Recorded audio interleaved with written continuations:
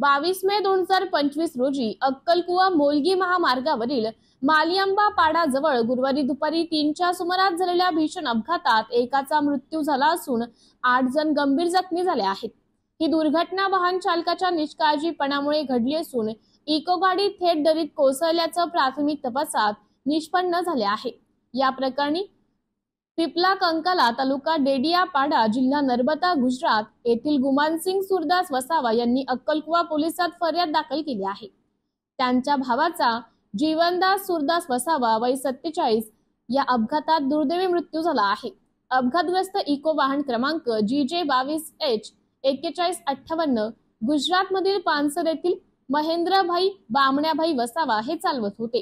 गुरुवारी ते मोलगीहून अक्कलकुवा मार्गे गुजरातकडे परत जात असताना मालियांबा पाडाजवळील घाट रस्त्यावर वाहनावरील ताबा सुटून ती गाडी खोल दरीत कोसळली।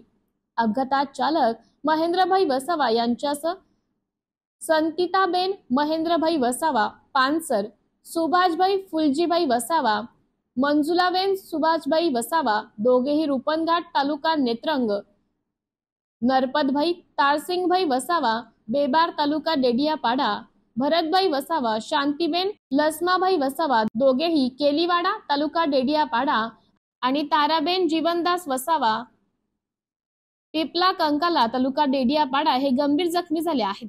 या सर्व जखमींना तात्काळ उपचारासाठी नंदुरबार जिल्हा रुग्णालयात दाखल करण्यात आले आहे। वाहन चालक महेंद्रभाई वसावा हे देखील जखमी असून त्यांच्यावरही उपचार सुरू आहेत। या प्रकरणी अक्कलकुवा पोलिसात भारतीय न्याय संहिता अन्वये गुन्हा दाखल करण्यात आला आहे। पोलीस निरीक्षक GR पाटील यांच्या सूचनेनुसार पोलीस हवालदार उत्तम पवार यांनी गुन्हा दाखल केला असून पोलीस उपनिरीक्षक भाऊसाहेब भगत या प्रकरणाचा पुढील तपास करत आहेत। MDTV न्यूज साठी प्रतिनिधी शुभम भन्साली, अक्कलकुवा।